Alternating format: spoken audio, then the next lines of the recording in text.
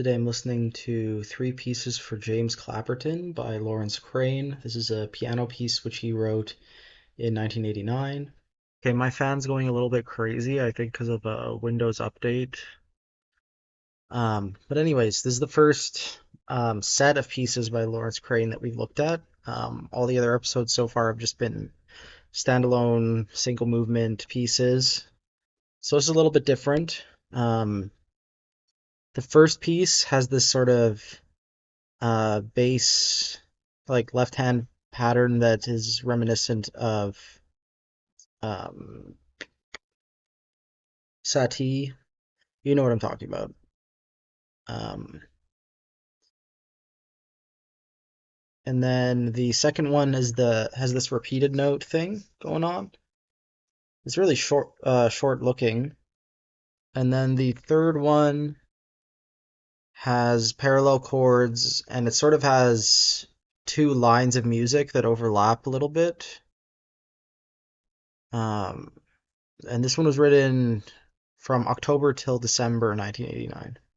So it's a little bit later than a lot of the other pieces from this year that we've been looking at. I guess it's sort of either a new direction or a culmination of things that he's been trying out in that year.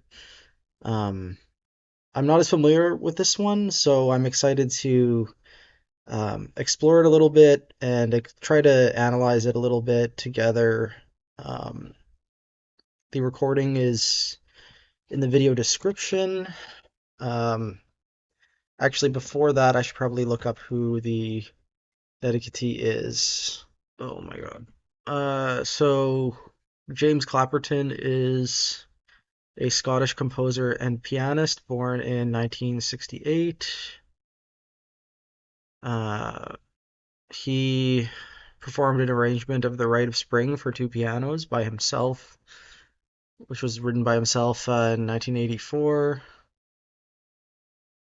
In 1988, he won this significant award, and then following that, he worked with many of the world's leading composers, including John Cage.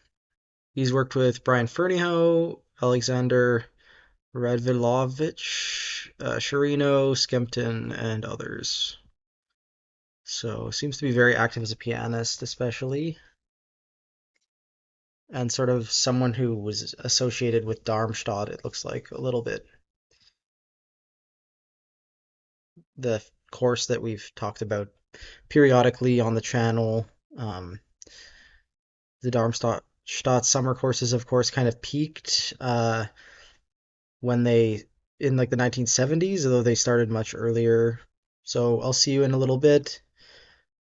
Take some time to listen to this, please. That's the whole point of these videos.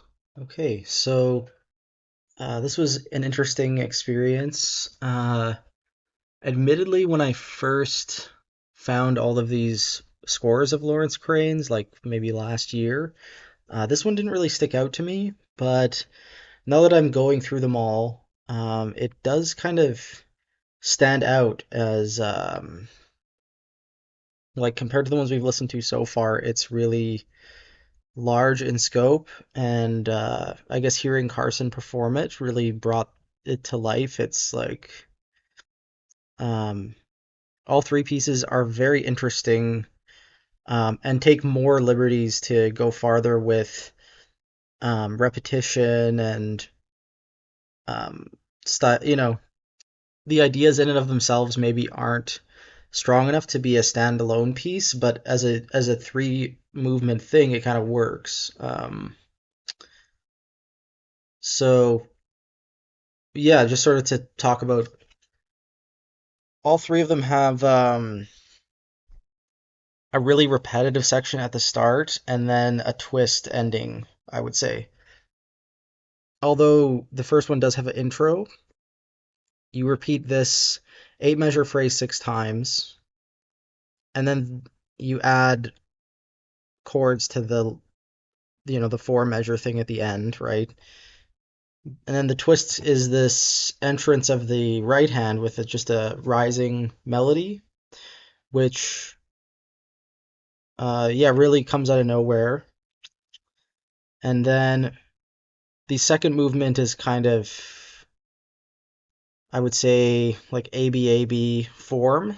And the surprising thing is that it just sits on this second theme or two chord idea for 8 repeats instead of four. So it just kind of has said all that it needs to say with relatively little material.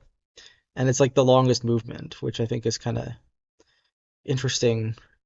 And then the third one is probably the most surprising, and it has this idea of repeating four chord patterns, which can overlap and change. The right hand pattern seems to be a little bit more changeable. Um, at the end of the first page, we get a shift in what the left hand pattern is. It goes down a perfect fourth, and there's this one note of overlap. And then at the end, we get a chain of that going down a fourth, and then down a fifth, and then down a fourth again, just descending into the bottom range of the piano. And it's a really pleasant twist to what the piece has done so far, which is just remain very static. Um,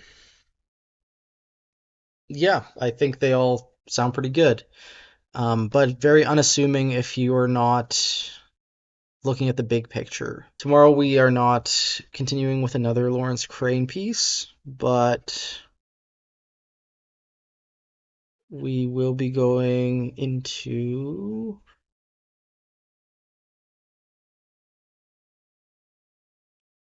another Alfred Schnittke piece. And this one's actually going to be a little bit weird because it's not really a piece, it's a series of cadenzas written for Mozart concerti. So I might have to set aside multiple days so that I can listen to the Mozart concerto and add this cadenza in context.